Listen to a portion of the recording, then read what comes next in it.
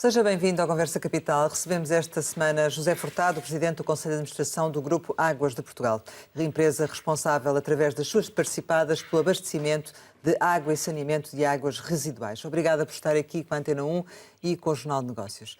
Como sempre acontece, começo por lhe perguntar o que é para si neste momento capital em Portugal. Capital é a gestão resiliente e concertada da água, o mais precioso dos recursos. Essas suas palavras levam-me precisamente para a atualidade e para o tema da seca, logo para a escassez de água, se quisermos antes assim. O governo espanhol anunciou um pacote de 2.200.000 euros para combater a seca intensa e o impacto no setor produtivo. França também já avançou com um pacote de medidas. E tanto num país como no outro há já municípios a apelarem a restrições, nomeadamente com os particulares, a não lavar os carros, a não encher as piscinas e a proibir a regra nos jardins. Mas em Portugal o Ministro do Ambiente descarta para já a adoção de medidas proibitivas de consumo de água. Pergunto-lhe se partilha desta opção e desta opinião ou se acha que já devíamos estar, nesta altura, a proibir certos comportamentos. Queria começar por referir que podemos afirmar, com a informação disponível, que não vai faltar água na torneira este ano. Estamos com um ano, o ano passado foi bem mais gravoso. Esse é um compromisso assumido pelo Grupo Águas de Portugal, que não vai faltar água na torneira. É um compromisso assumido pelo grupo há décadas e que naturalmente cuja responsabilidade eu assumo.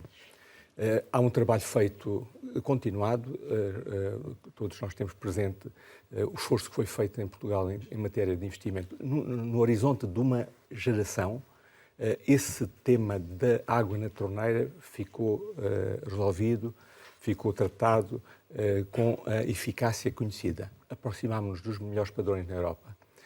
É um trabalho continuado. O plano do Grupo Águas de Portugal relativamente às áreas que cobre, ao território que cobre, estou-me a referir naturalmente à responsabilidade que assumimos no território que cobrimos, é um trabalho, é um esforço de investimento continuado, e naturalmente que em função das circunstâncias vamos desviando, vamos encontrando novas prioridades.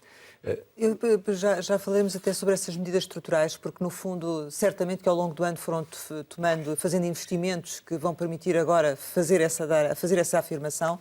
O que eu lhe pergunto é se ainda assim, ao afirmar que não vai faltar água na torneira dos portugueses, se isso não significa tomar algumas medidas excepcionais ou a necessidade de ter que tomar algumas medidas excepcionais. Há uma dupla dimensão, sim. Há uma dupla dimensão nessa matéria.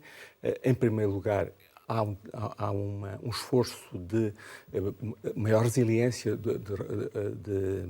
em termos nas infraestruturas, designadamente nas regiões identificadas como mais vulneráveis.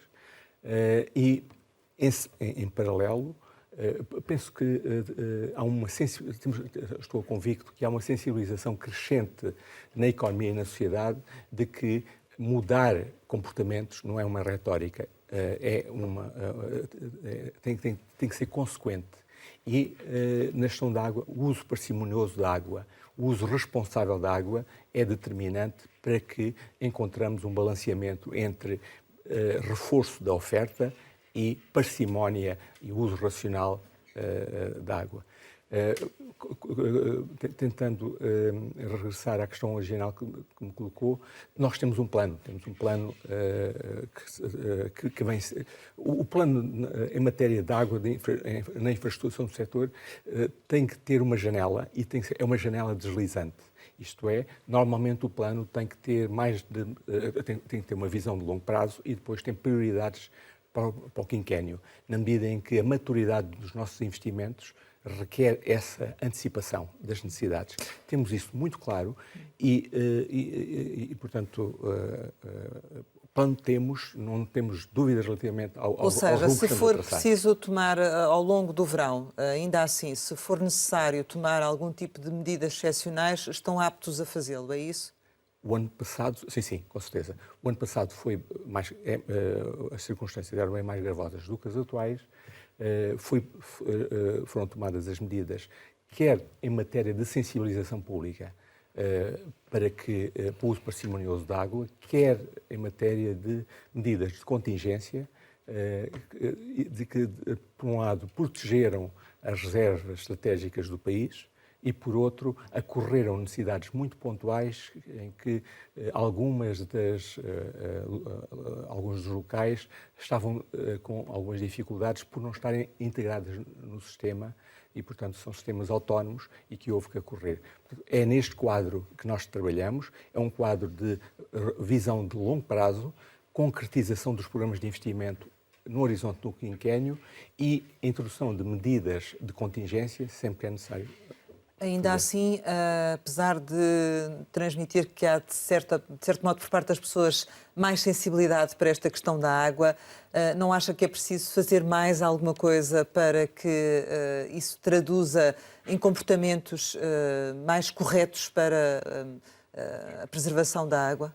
Estou seguro que sim. Estou seguro que sim. O Grupo Águas de Portugal, ao longo destas 3 décadas, foi constituído, faz este ano 30 anos, fez um esforço, o nosso grande esforço era na infraestruturação do país.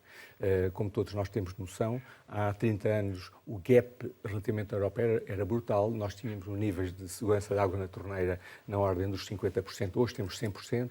Nós tínhamos ligação a sistemas públicos de saneamento na ordem de 1/3, temos na generalidade do país. Temos o impacto conhecido em termos de qualidade das águas tratadas e, portanto, o esforço maior foi nessa dimensão da infraestruturação que continua com uma ênfase particular na resiliência. Mas eu diria que eu estive no Grupo Águas de Portugal há 2 décadas. Esse era o esforço infraestruturação do país. Hoje o esforço tem outra dimensão, exatamente essa, que é uma dimensão que faz muito mais apelo, naturalmente, para além do esforço de infraestrutura, ao lado da procura. Isto é, nós temos que encontrar, enquanto economia, enquanto sociedade, modos de operação, modos de vida e modos de operação das nossas atividades adequadas à escassez de água, ao fenómeno climatérico. E farão alguma campanha de sensibilização nesse sentido? Esse é, de facto, o aspecto mais crítico que eu encontro, porque os temas de infraestrutura não têm segredo, estão estudados, não há problemas de tecnologia, é uma tecnologia banal, não há um problema de estudos, todos os estudos estão identificados. O tema aqui é concertar, combinar o mix de soluções que em cada momento se revelem mais adequadas. Isto é, em cenários mais gravosos, temos que acionar outro conjunto de soluções. Sempre em antecipação, porque a maturidade dos nossos investimentos é longa e temos que ter essa preocupação. E, portanto, nós sabemos, é sabido, a desalinização, o mar, a reutilização, as interligações, está tudo estudado, temos todos a noção disso e em cada momento desenvolvemos um mix de soluções mais apropriados num horizonte temporal que defini. O tema, para mim, não é o tema da infraestrutura. Seguramente que não é tecnologia, continuará não é saber, a ser, sim. Se quisermos, investimento e é financiamento e é tarifa. Relativamente à questão mais central para mim é, de facto, sermos mais consequentes, enquanto economia, enquanto sociedade, nas decisões como agentes económicos, na nossa esfera individual e na esfera coletiva, para consubstanciar os apelos, estarmos mais comprometidos no ajustamento de comportamentos, adequando aos limites da natureza. Frisou a questão da rede. Na sua visão, não há mais melhorias que possam ser feitas na rede? Porque a questão é que estão identificadas perdas, tanto nos serviços em baixa, que são as redes que levam a água até a nossa casa, como nos serviços em alta, que é onde o Grupo Águas de Portugal opera. Portanto, ainda há perdas de água na rede e são grandes e têm, pelo menos desde 2020, têm custos elevados. Como é que vê essa questão das perdas de água que não são faturadas e que não são abastecidas? O trabalho no ambiente, em particular na água, jamais estará terminado e, de facto, os cenários todos de evolução climática, todos os temas associados à poluição, todos os temas associados ao esgotamento de recursos, estão no topo das nossas preocupações e no rumo estratégico que nós definimos. Quando eu referia, quando eu reduzia o enfoque na infraestrutura, fazia-o porque faz parte das nossas responsabilidades. O Grupo Águas de Portugal é um grupo, porventura, o grupo mais robusto no sistema empresarial do Estado, não financeiro. É um grupo que tem a noção das suas responsabilidades, os 3.700 trabalhadores e eu na primeira linha, e da responsabilidade que temos em assegurar a água na torneira, mas muito mais que isso, assegurar a qualidade do meio ambiente. Mas o que é que falta para travar estas perdas? Sim, exatamente. Acabei por me desviar para referir que, ao banalizar a infraestrutura, eu não estava, só estava a delimitar. Porque, de facto, há problemas de natureza, há questões de natureza de financiamento dessa evolução. Queria, de alguma forma, estender a minha observação ao que refere. Estava circunscrito ao meu perímetro empresarial, mas, de facto, o tema da água a água é só uma água e, de facto, as questões associadas à distribuição, nós funcionamos essencialmente no abastecimento em alta, os temas associados à distribuição, temos realidades muito distintas, temos municípios onde os níveis de desempenho são excelentes, temos municípios onde os níveis de desempenho ficam aquém do limiar requerido. E a Bárbara acaba de sinalizar bem uma questão muito crítica, que é o nível de perdas. É, de facto, um desafio que é a prioridade das prioridades. Tratar a água e desperdiçá-la não faz sentido por todas as razões ambientais e económicas. E, portanto, esse tema das perdas é um tema, claramente, que é uma prioridade que tem que ser assumida e o novo quadro comunitário de apoio contempla bem essa preocupação. Tem investimentos planeados para isso, para travar as perdas de água no que ao Grupo de Águas de Portugal diz respeito, nas redes de abastecimento de água, não de distribuição? Pois, para nós é um tema As vossas perdas eram 20%, era isso? Não, no Grupo Águas de Portugal o nível médio de perdas anda nos 5%, 6%. 6%. E, portanto, é mais um tema. A eficiência é sempre um desígnio, é sempre uma questão que está presente, e a eficiência hídrica também. E, portanto, está presente, como também está todas as outras dimensões da qualidade do nosso parque de infraestruturas. A Bárbara bem coloca que, porventura, a maior das prioridades que nós temos no país é exatamente o tema das perdas. Normalizar, recuperar nesse domínio, porque, de facto, é a reserva natural. É exatamente o que está subjacente às perdas. Esse é um objetivo, designadamente, no contexto em algum contexto regional, onde existem municípios com uma menor densidade populacional, onde acontece esse fenómeno. O segundo, eu diria que é o tema da agricultura. A agricultura é uma outra grande reserva, existe na agricultura outra grande reserva de água. Uma primeira reserva de água é as perdas, está implícito. A segunda é na agricultura. Qualquer melhoria que se consiga na agricultura tem uma materialidade relevante. E essa era outra questão que eu queria colocar, precisamente porque já falámos aqui do consumo humano, mas 75% da água é para a agricultura, não é?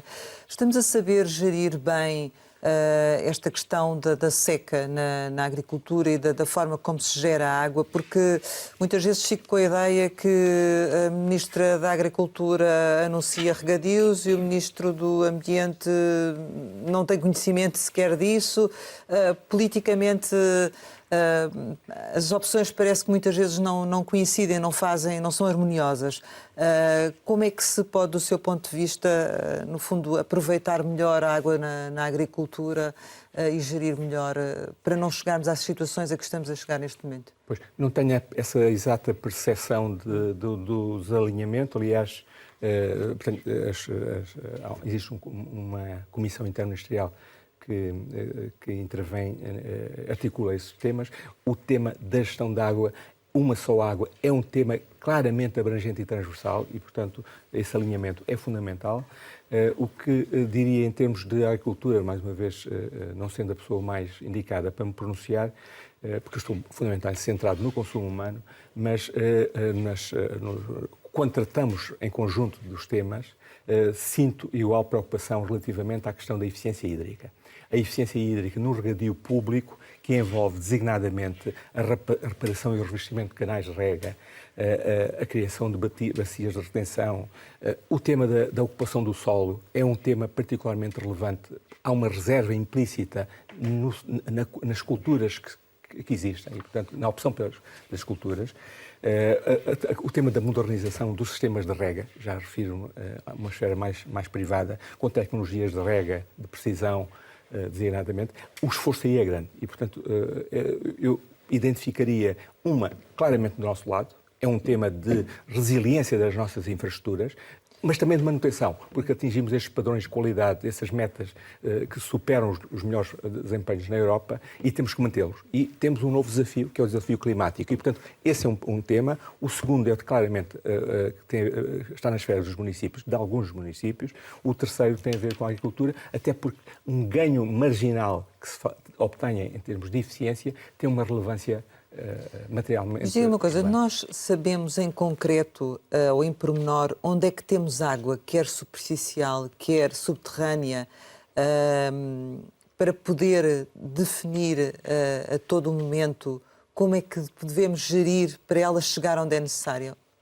Sabemos isso? A Autoridade Nacional da Água é a Agência Portuguesa do Ambiente. Certo. A Agência Portuguesa do Ambiente tem Porque para si também é importante ter esta informação, não é? Sim, claro. Eu estou a dizer, o meu pressuposto, a minha âncora é a Agência Portuguesa do Ambiente, que desenvolve os estudos, tem um conhecimento dos recursos hídricos e, portanto, faz uma avaliação dos recursos hídricos que é central para os nossos estudos. Nós, pelo nosso lado, temos uma avaliação do balanço hídrico de cada uma das regiões e tentamos perceber em antecipação.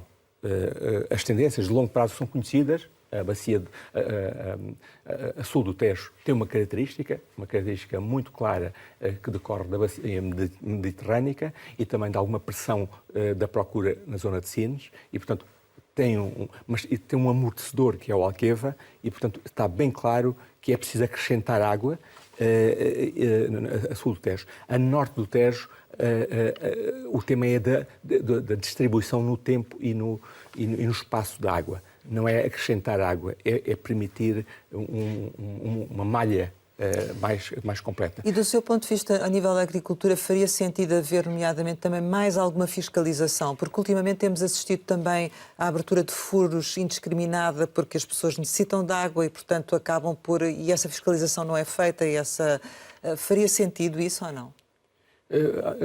A agricultura e o ambiente têm braços de fiscalização mas e de controle. Mas sente que funcionam? Pela minha percepção, são eficazes no essencial. Falámos, portanto, da questão da água e de como no verão não vamos sentir o impacto, nomeadamente no consumo nas nossas habitações.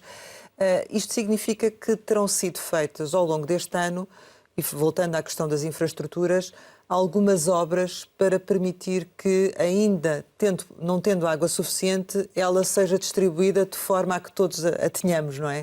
O que eu lhe pergunto é, ao longo deste ano, qual foi a obra que executaram e o investimento que fizeram em infraestruturas para que fosse possível agora vir aqui afirmar isso? Pois, refere bem, eu estava-me a centrar em medidas estruturais. Certo. E Rosário, bem, refere as medidas conjunturais, de alguma forma, de contingência. Ou a conclusão de algumas obras que efetivamente permitem agora, não é? Por exemplo, nós, dando um exemplo, no Algarve, no âmbito do PRR, temos um plano de eficiência hídrica e completámos no último ano uma obra. O pacote é vasto, é alargado. Concluímos no último ano uma das medidas que permitiu acrescentar 20% de água relativamente ao consumo humano. E portanto, que foi essa medida? Foi em Odeleite, na barragem de Odeleite. E, portanto, só essa medida conseguimos reforçar em 20%, o equivalente a 20% do consumo humano. Mas a situação eventualmente mais crítica, nessa perspectiva, o Algarve é naturalmente a região mais crítica, mais vulnerável às alterações climáticas, mas algumas situações críticas prendem-se com sistemas autónomos no Nordeste. E aí as medidas de contingência têm maior ênfase e, de facto, têm a ver com a maior densidade da malha hídrica, por forma a chegar a determinadas localidades que estão desarticuladas. E, portanto, esse trabalho foi feito, está a ser feito, é um trabalho de interligações, é o grande trabalho que está a fazer feito. Aliás... Quer dar-nos um exemplo para percebermos melhor do tipo de interligação que está a ser feito? Basicamente, é interligações entre barragens, é interligação que permite fluir água bruta ou mesmo interligação de água tratada. Mas concluíram alguma coisa no último ano?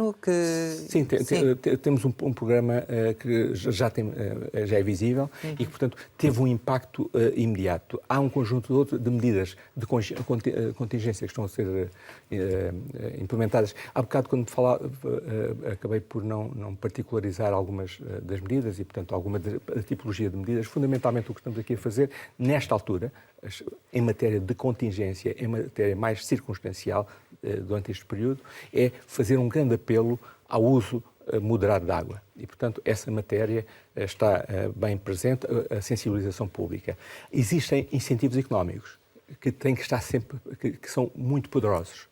Porque uma questão é moral, naturalmente é poupar água para proteger as reservas estratégicas de água. Outra tem a ver com influenciar atividades económicas, condicionando-as, orientando-as, é outra do tipo de intervenções, mas fundamental, e temos também um poderoso instrumento que são os incentivos económicos. E, portanto, fala de incentivos económicos para as empresas, para que não consumam tanta água? Sim, eu falo em incentivos económicos num conceito mais, numa perspectiva mais conceptual e, portanto, até é desincentivo no caso em concreto, não é um incentivo no sentido de...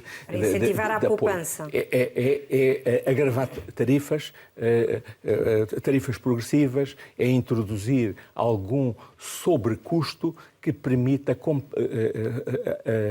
criar um maior impacto nos agentes económicos que tenham determinado tipo de comportamentos. Quem mais consome, mais paga. Exatamente. Mais paga. Esse tipo de incentivo económico, nessa perspectiva, que é ao contrário do apoio, não é? É um incentivo do ponto de vista de mudança de comportamentos, mudança de condicionar a opção, as decisões dos agentes económicos. Mas já estão em vigor esses agravamentos? Foi uma das medidas que foi sugerida o ano passado. O ano passado estávamos numa situação pior, mais gravosa do que temos este ano, e dentre as medidas de contingência, o Governo propôs aos municípios, porque basicamente o que estamos aqui a falar na esfera de distribuição é fundamentalmente municipal, que introduzissem, que agravassem as tarifas acima de determinado consumo, para moderar incentivos económicos no sentido de moderar consumos. Não avançou. Algumas é uma matéria que cabe às autarquias que, no âmbito das suas competências, tomaram a decisão relativamente a essa recomendação. São sugestões que...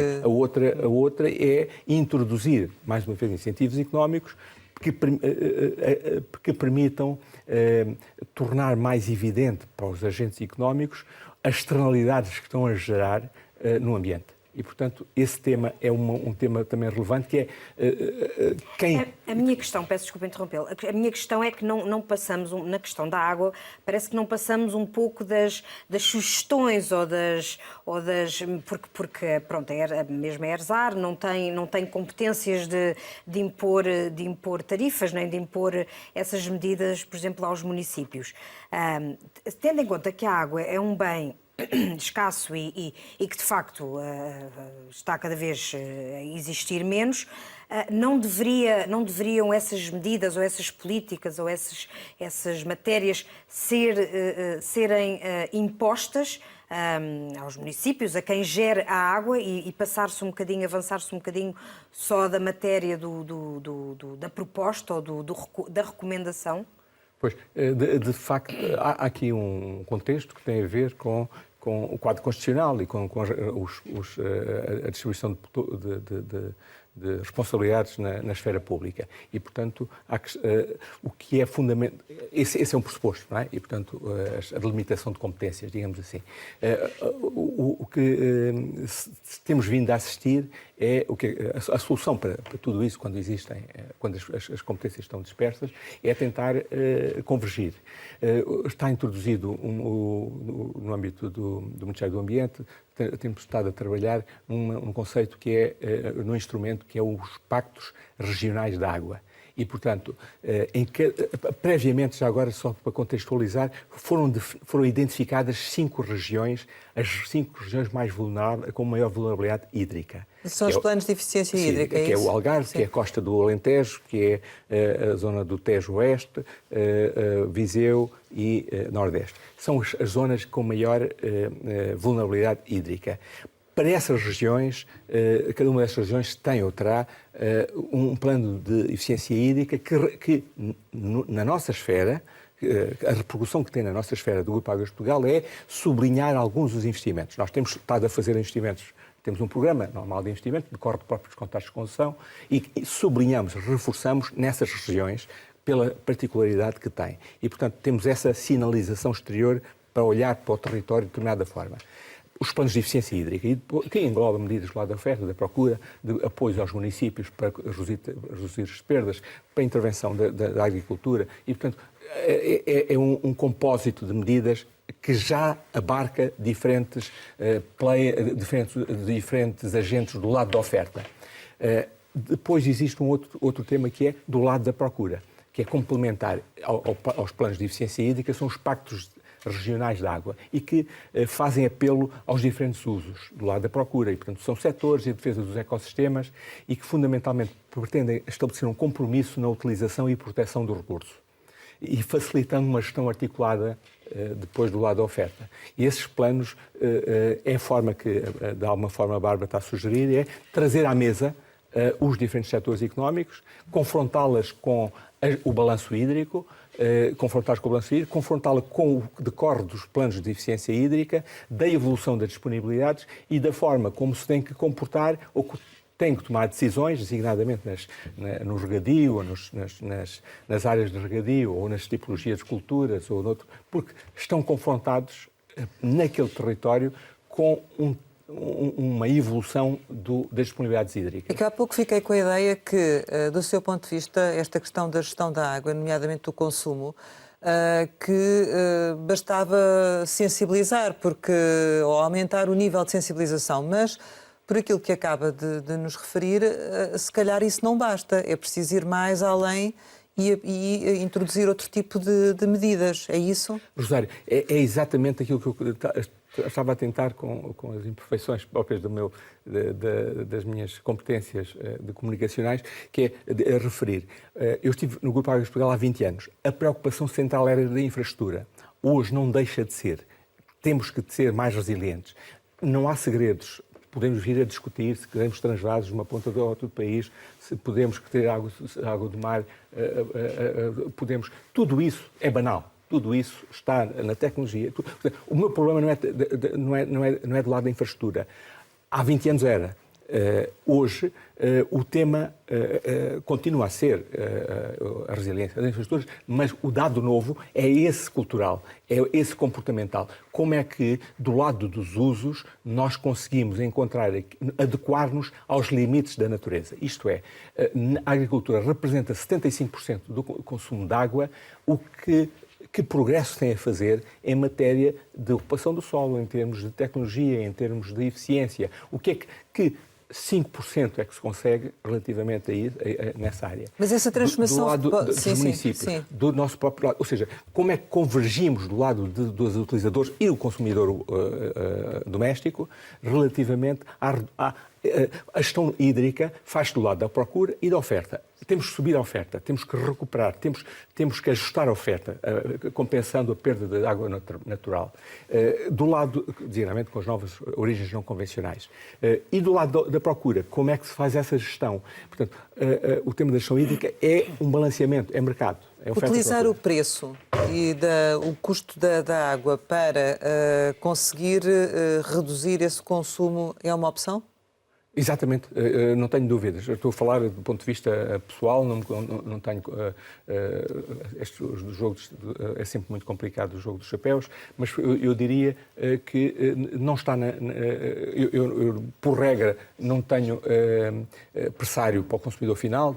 Estamos em Lisboa, no caso da EPAL, e pontualmente em algumas zonas do país, mas, portanto, estou a pronunciar sobre o que não devo, formalmente, mas a minha opinião é que, de facto, os incentivos económicos são os mais dolorosos, se quisermos, são os mais consequentes, a par, naturalmente, da sensibilização, mudança de comportamentos, tudo isso, o uso parcimonioso da água, mas o que dói, dói em quem tem comportamentos que geram externalidades negativas é o incentivo económico. E, portanto, vejamos o supermercado, os sacos plásticos. E, portanto, aquele cêntimo teve uma consequência. Sim, mas com que critério, do seu ponto de vista, é que se pode fazer isso? Consumos exagerados, taxas progressivas, de alguma forma, tentar... E discriminações positivas também?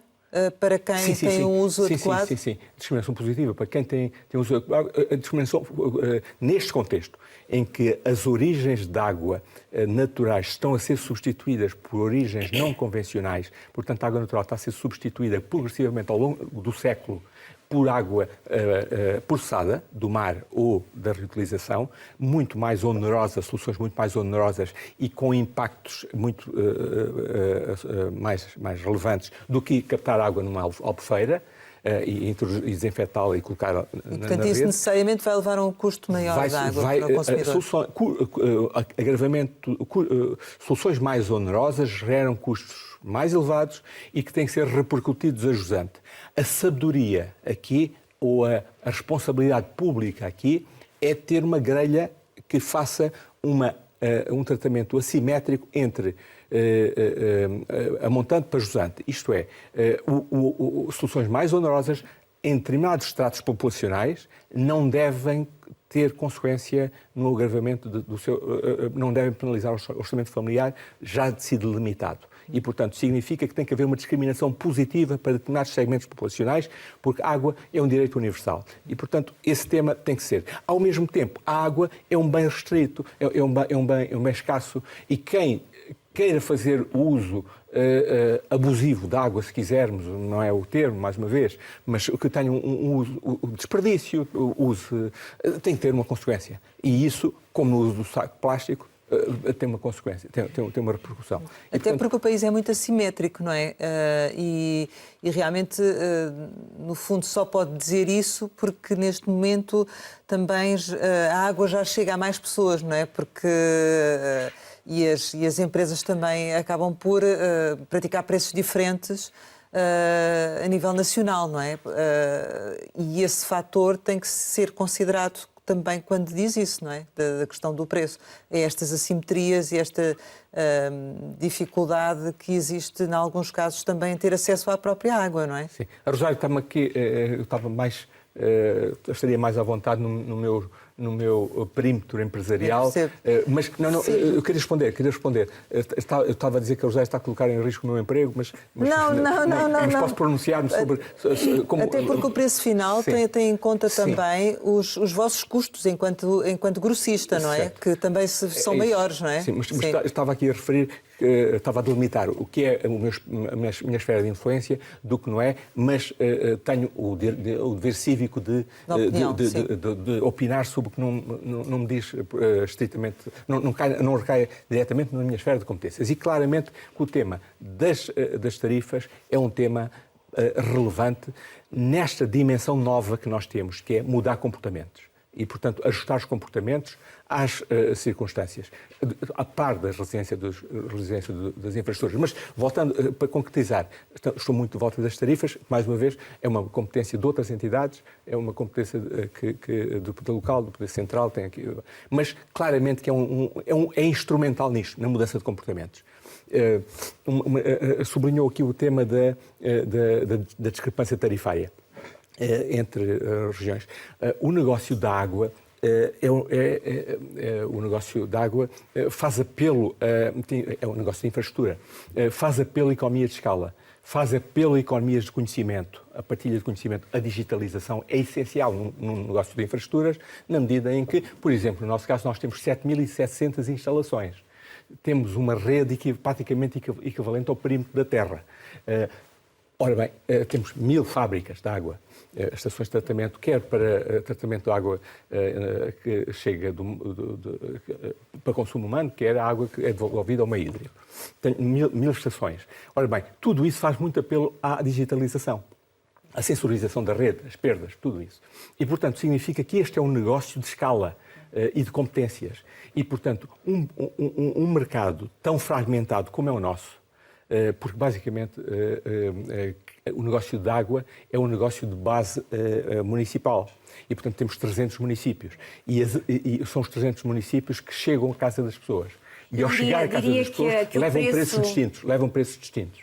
Diria que o preço que pagamos pela água em Portugal, que vocês cobram às empresas e depois que os municípios cobram aos consumidores, é um preço justo? Estamos a pagar a água a um preço justo em Portugal? Sim, queria sublinhar que nós somos grossistas, colocamos a água nos municípios. Os municípios fazem a distribuição e, portanto, os nossos custos são regulados. Os custos são regulados pela ERSAR.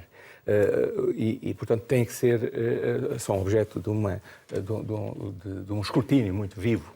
E, portanto, são os preços que têm que repercutir o custo, fundamentalmente. Do lado dos municípios, nós temos situações, tem que construir também o seu preço. Em alguns casos, mais uma vez, alguns municípios, para proteger as populações, têm preços abaixo do custo. Isso significa que não repercutem, o custo não incorpora os custos. Não estou a falar dos custos ambientais, que também devem ser incorporados cada vez mais. Digo os custos económicos, a redundância. Mas não seria uma medida política bem vista aumentar o preço da água, não é? Nunca é, porque é um bem de primeira necessidade. Não seria bem visto nesses municípios que não recuperam os custos aumentar o preço da água? Pois, é um tema que queria partilhar. Primeiro, só responder aos áreas relativamente à questão da discrepância tarifária. É um país muito assimétrico, tem 300 tarifários e, portanto, decorre da natureza do negócio, que é o do retalho. As situações, como as áreas de maior densidade populacional tendem a ter tarifas mais baixas, as áreas de densidade, a geografia do território, todo o contexto do território também ajuda a diferenciar as tarifas. Isso é um tema que também suscita naturalmente uma reflexão para todos nós. Relativamente ao tema da harmonização tarifária, é um tema, penso que é relevante para todos nós. Mas faz falta haver harmonização ou não será? Ou realmente faz sentido esta diferenciação? Ou temos que caminhar para a harmonização? Em meu entender, mais uma vez, eu tenho que preocupar-me em repercutir a jusante os meus custos. isso é feito e regulado pela ERSAR. Relativamente às matérias de cliente final, eu acho que sim, que de facto temos que evoluir numa dimensão e noutra para uma harmonização tarifária. Eu não digo uniformização, mas claramente corrigir um gap, ter uma banda tarifária que permita deslocar algumas receitas de umas zonas para outras e que permita manter o esforço de investimento em todo o país. E, portanto, esse era uma questão.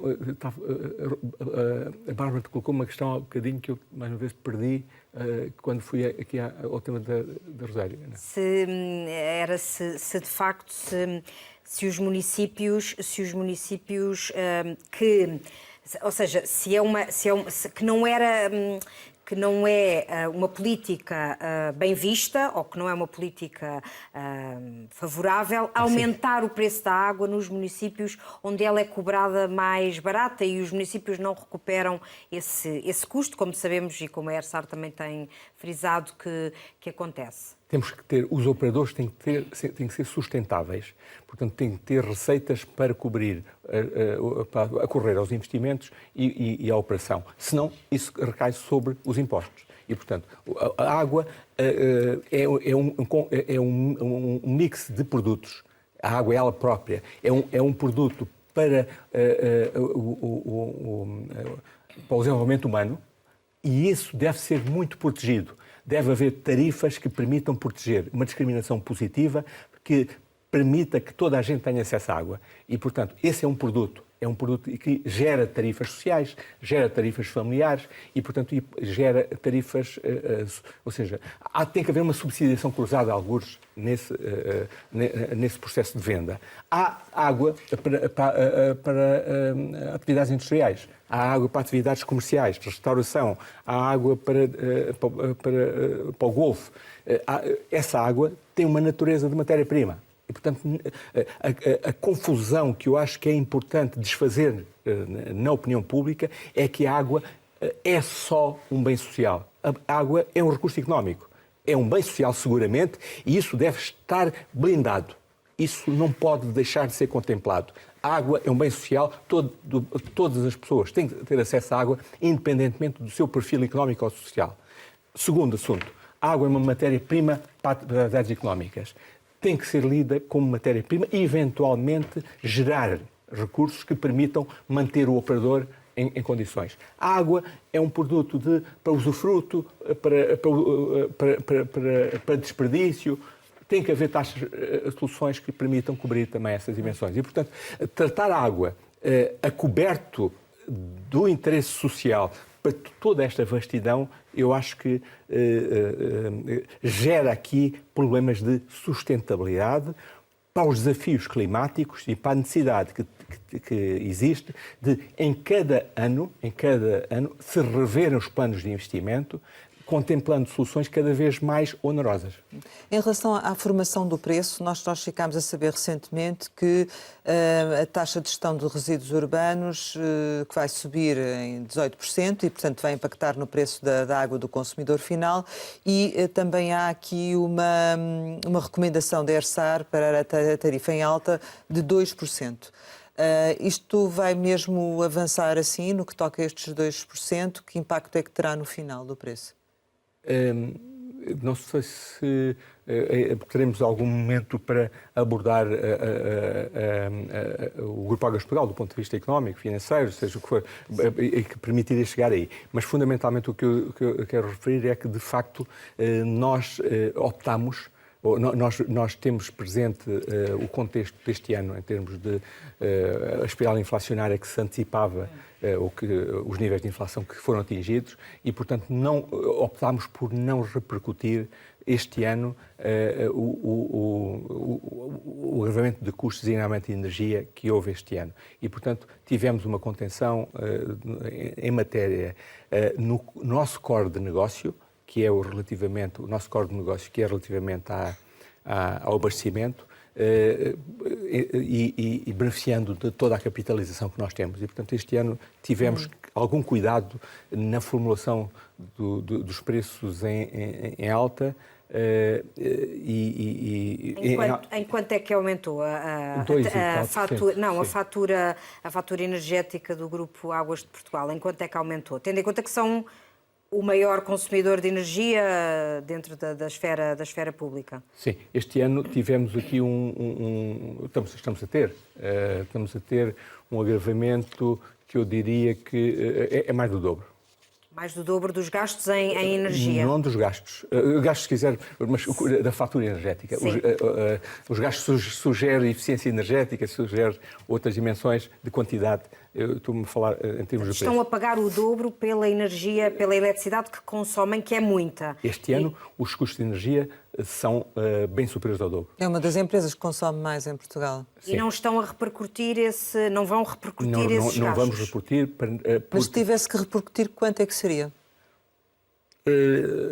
Seria muito mais expressivo. O aumento teria que ser o dobro ou o triplo do que em vez de ser 2%, seria 4 ou 6%? Sim, exatamente. Estamos a falar da atividade grossista, não é? Da parte que é o nosso core do negócio. Sim, depois daquilo que vocês imputam às empresas para quando trabalham. Não é? De distribuição que são diferentes. E os outros depois poderão repercutir no consumidor final ou não. Isso será uma política para continuar? Já tomaram uma decisão sobre isso ou não? De continuar a não imputar estes custos no preço? Nós temos um grupo que tem capacidade para realizar os programas de investimento avultados a que estamos obrigados no âmbito dos contratos de concessão, a que estamos obrigados na sequência pelas prioridades que existem de correr de resiliência, o reforço. Estamos perfeitamente confortáveis com o nosso financiamento do nosso programa de investimento, porque temos um balanço muito sólido e temos uma capacidade, temos um modelo de negócio muito sustentável e, portanto, estamos confortáveis com o esforço, com o esforço que exige a transição climática e a manutenção das metas que conseguimos alcançar ao longo deste tempo. Relativamente à questão da... Imputar ou não esses custos de energia? Temos uma preocupação de tentar assegurar uma estabilidade da trajetória tarifária. É uma dos referenciais que nós temos. A estabilidade significa que estamos para ficar e a irregularidade no ano para nós não é preocupante, porque vindo de onde vimos e vamos para onde iremos, esse ano anómalo, e portanto, em concreto, mais uma vez, peço desculpa pela indisciplina que é a Rosário,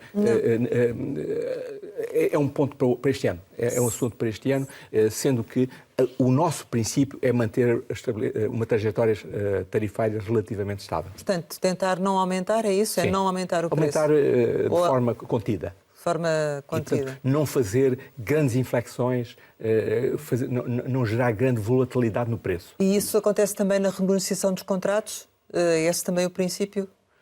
Sim, nos contratos de concessão, nós, que é um processo muito participativo, que envolve as empresas, envolve os concedentes, envolve o regulador, e, portanto, é um processo muito participativo.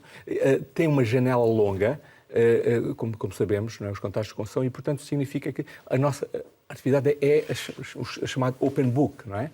É o open book na medida em que os custos são evidenciados, são regulados, e a preocupação que temos é, sempre que possível, salvaguardar uma trajetória tarifária contida ou minimamente estável. E nesse contexto, ainda assim, a Águas de Portugal, o ano passado, conseguiu terminar o ano com lucros ou não? Essa é uma questão, se as Águas de Portugal têm lucros ou não, nem a ponderamos. Portanto, não imaginamos ter um Grupo Águas de Portugal que não dê lucros. E, portanto, sempre tivemos lucros, sempre, e estou convicto que sempre teremos que ter, porque este setor exige muito investimento. Este setor exige um investimento brutal. Nós, na prática, estamos com um programa deslizante, sempre uma janela de 5 anos, E, portanto, o nosso teto, o nosso referencial é de 1,5 mil milhões para esse plano. E foi isso que aconteceu em 2022, 1,5? Não, temos um plano de investimento. Para 5 anos. Sim, o nosso pacote de investimento normalmente anda a 5 anos, anda na volta. Quanto é que investiram em 2022 e quanto é que esperam investir em 2023?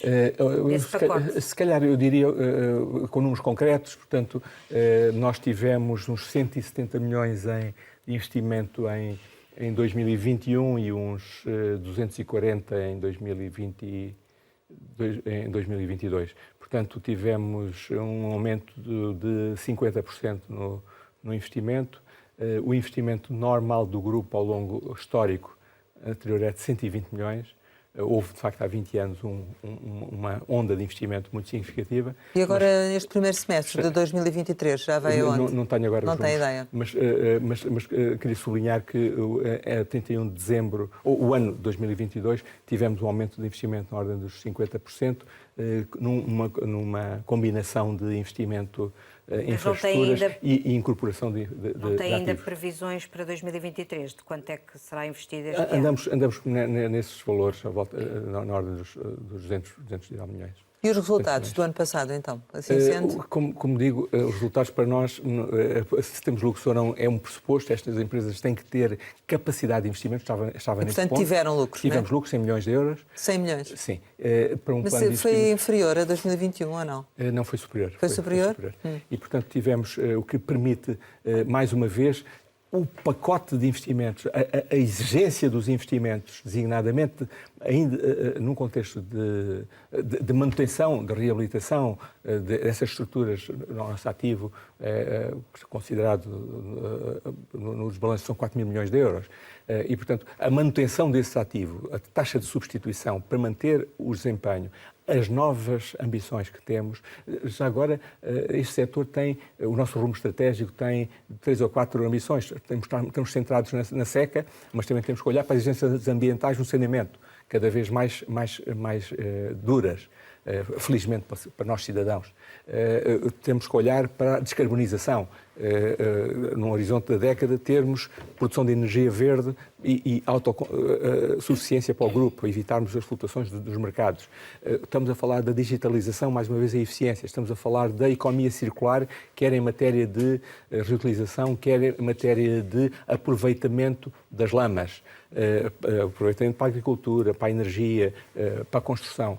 Todo este exercício leva-nos a que tínhamos que ter grande capacidade de investimento. Grande capacidade de investimento consegue-se de duas formas, naturalmente. Consegue com um balanço sólido.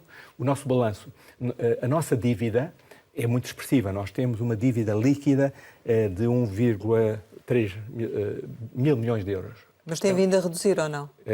Sim, 10% ao ano. E, portanto, temos uma dívida líquida expressiva de 1,3 mil milhões. Temos que ter resultados para pagar. Temos que ter capacidade de autofinanciamento para completar, para gerar no mix, na cobertura do investimento, uma dose de capitais próprios, uma componente de capitais próprios significativa, que vem por via do autofinanciamento naturalmente, mas também a capacidade de liquidar a dívida. Portanto, 1,2 mil milhões de dívida. Mas um ponto não tem significado, uma reta já tem, naturalmente, e, portanto, vale a pena comparar com a capacidade de gerar os cash flows brutos, por exemplo, que é um referencial normal, dívida sobre EBITDA, é 3. Isso significa 3 EBITDAs é o valor da dívida. E, portanto, é ímpar, eu diria que é ímpar, ter esse tipo de solidez, de robustez financeira para correr aos desafios que nós temos. Dentro das vossas áreas, o que é que está a contribuir mais para esses resultados líquidos positivos? Qual é a área que está a contribuir mais para, ou que é mais bem sucedida, digamos assim, para vos trazer realmente lucros e bons resultados? Nós temos, basicamente, como é bem conhecido, contratos de concessão de sistemas multimunicipais de abastecimento de água e de saneamento. Portanto, temos duas áreas. Portanto, é a grande fatia daí. Sim, abastecimento. Sim. E depois temos também uma área de retalho que tem fundamentalmente a EPAL, que é o grande referencial do grupo, é o referencial do grupo há 150 anos. portanto, é na prática, como se estarão eventualmente alguns recordados, está na essência do grupo. O grupo nasce à volta da EPAL. E, portanto, é o grande bastião, tem um nível de desempenho também excepcional a nível europeu. E a internacionalização está a compensar também? Sim, a internacionalização teve lucro. A internacionalização, nós entendemos-la não tanto como uma unidade económica que tem uma atividade, que tem um balanço forte. Isto é, nós não estamos muito apetentes a constituir infraestruturas fora do país, mas sabemos que as nossas competências são particularmente valorizadas, designadamente pelo Banco Mundial, pelo mundo inteiro. E, portanto, estamos em 13 geografias e, fundamentalmente, em contactos de assistência técnica e de partilha de conhecimento. E em relação aos custos, conseguiram também fazer reduções? Sim, ao nível dos custos conseguimos fazer reduções, curiosamente, inexplicavelmente para quem possa estar ainda olhar a partir de fora para um analista, uma redução significativa que tivemos foi na fatura energética em 2022, não estou a falar em 2023, foi em 2022 por via de um contrato que fizemos. Nós fixamos preços nos recursos mais críticos, como é a energia, como é o financiamento. Portanto, temos 3/4 do nosso financiamento com taxas fixas, tínhamos um contrato de energia e, portanto, que nos colocou fora do âmbito... Qual é a percentagem de energia que já produzem própria? Porque tinham um plano de investimento grande para a eficiência energética, para o autoconsumo, projetos de hidrogénio... Sim. O número, não tenho presente o número consolidado, sei é que o grupo tem velocidades distintas. Portanto, temos algumas empresas que estão no pelotão da frente, têm melhores condições do ponto de vista das fontes, dos meios. É o caso da EPAL, mais uma vez, e que, portanto, está autossuficiente no triênio, tem um programa para o triênio, outros têm 4 anos, até ao final da década. Já com painéis solares, já Sim. com... E, portanto, são situações clusterizadas, digamos assim, e umas são muito avançadas, a principal das quais é a EPAL. Estamos praticamente a terminar, mas há aqui ainda 2 ou 3 questões que queria colocar e, portanto, peço também a sua capacidade de síntese para as mesmas. Uma tem a ver com o Plano Estratégico para o Abastecimento de Água e Gestão de Águas Residuais, os pluviais 2030, que é o Pensar 2030, que continua por publicar. Ou seja, ainda não recebeu luz verde do Governo e penso que é fundamental, é um plano também fundamental para a empresa, Águas de Portugal, e pergunto-lhe, no âmbito deste plano, qual é que será a vossa intervenção? Sim, nós participámos ativamente na construção do Pensar e, portanto, incorporámos no Pensar o nosso plano. E, por outro lado, beneficiámos da inspiração do Pensar. Nós temos o nosso quadro estratégico de compromisso. Aliás, um processo que foi muito interessante, teve 500 contributos dos trabalhadores, as competências internas, mas também muito influenciado por essas orientações dos acionistas, do Governo, do Pensar, tudo isso. Isso significa que não estamos à espera do Pensar para fazer seja o que for. Nós temos o nosso próprio rumo estratégico, incorpora os ensinamentos do Pensar, incorporamos, ao contrário, no Pensar os nossos. É coincidente, não há... perfeitamente, sim. E, portanto, sabemos o que vem no Pensar, sabemos o que é que pensa, nós participamos e porquê é que ainda não saiu da gaveta? Porquê é que está na gaveta ainda do Ministério? Eu não sou a pessoa, como calculam, eu sou gestor de uma empresa, não sou a pessoa mais indicada para responder, mas posso transmitir, mais uma vez, a informação que tenho disponível. Está, neste momento, penso que hoje está concluída a fase de avaliação do impacto estratégico ambiental. Penso que eu tenho também a indicação que a evolução que houve mais sentida nos últimos anos, nos últimos 2 anos, dos temas da transição climática e das ameaças que existem, levaram a algum ajustamento e, portanto, eu penso que estará iminente a sua publicação. Mas, na prática, é um programa umbrella que resulta da combinação de várias componentes e cada uma estará a trabalhar. Pela nossa parte, e o programa já vai trazer aquela noção que falávamos há pouco da questão da necessidade do preço também ser um fator para a melhor gestão da água, ou não? Tem atenção a essa questão. Há uma sensibilidade geral para que algo aconteça nesse domínio. Ou seja, poderá ser aqui também uma forma, efetivamente, um caminho a seguir para ultrapassar esta questão do consumo da água e da forma como se consome a água. É Sim, isso? que é a grande prioridade para mim neste momento, é a mudança de comportamentos mesmo. O alinhamento de comportamentos, se quiser. Eu queria ainda colocar-lhe aqui uma questão relativamente ao Algarve, porque passámos pelo assunto, mas acabámos por não concretizar, e neste momento Algarve e Alentejo são duas das zonas mais afetadas e que preocupam em particular. Disse-me, eu creio que, portanto, que está concluída a interligação dos dois sistemas do Barlavento e do Sotavento, ou não está? Estamos a trabalhar nisso. Estão a trabalhar nisso, já existe a interligação, estamos a reforçar a interligação para gerar aqui uma coisa que também é inexplicável, que é típica, intuitivamente e na prática, a barragem, o subsistema do lado do Sotavento tinha uma disponibilidade hídrica menor do que no Barlavento.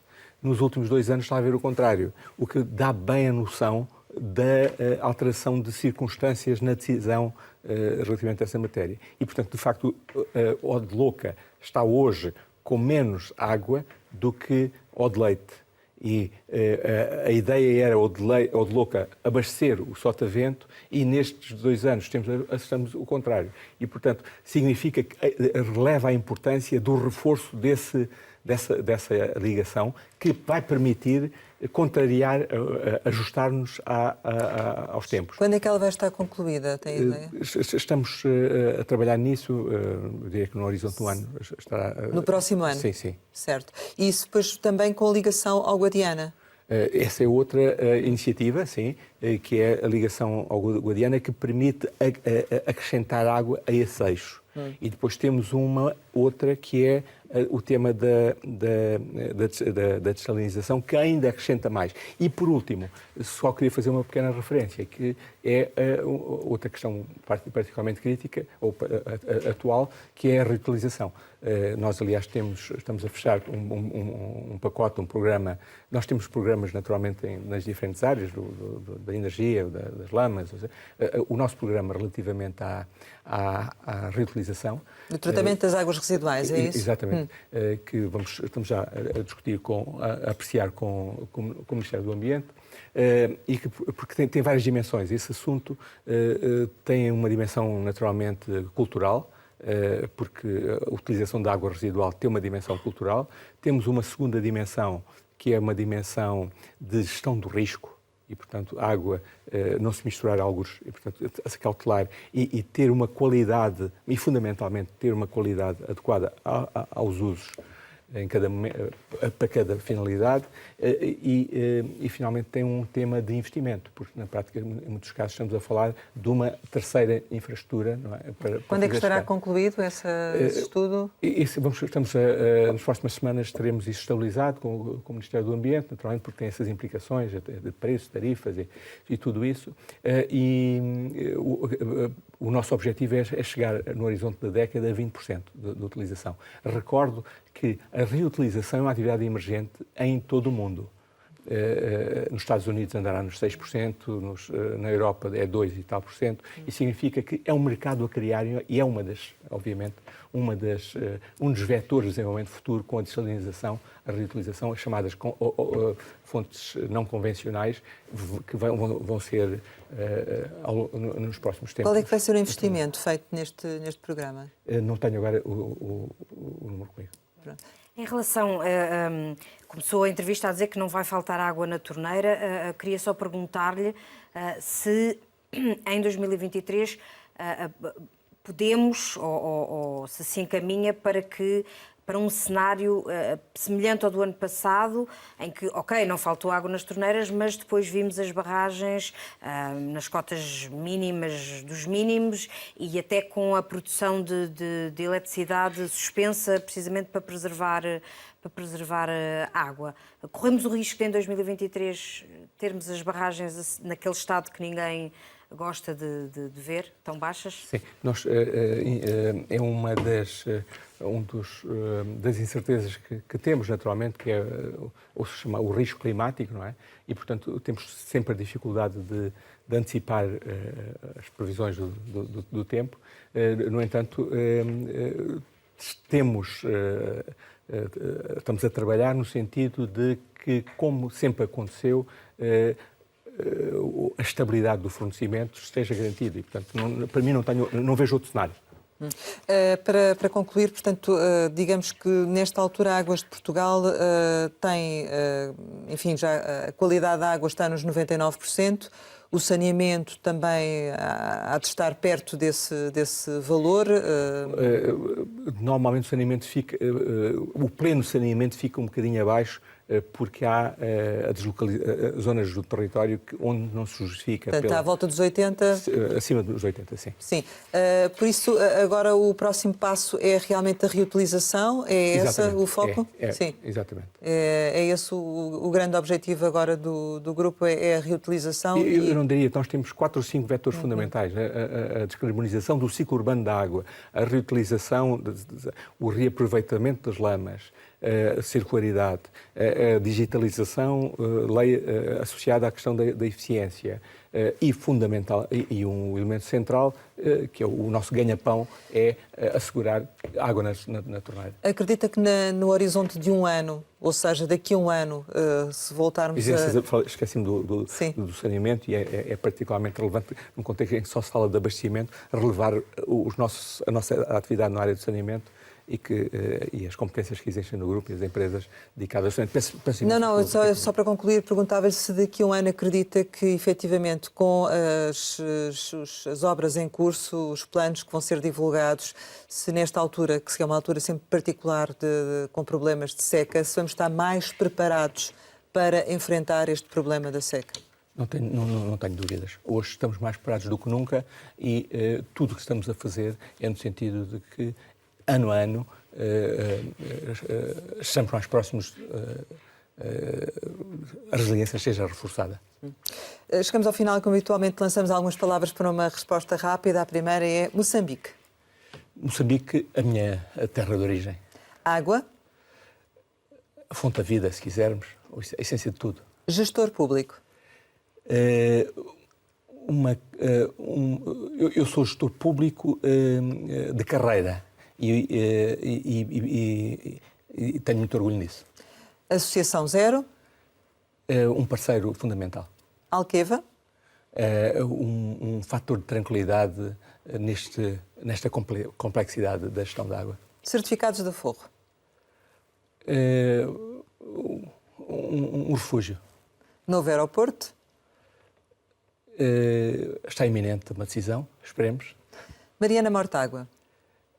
A nova líder do Bloco de Esquerda. Marcelo Rebelo de Sousa. O nosso Presidente da República. Eduardo Cordeiro.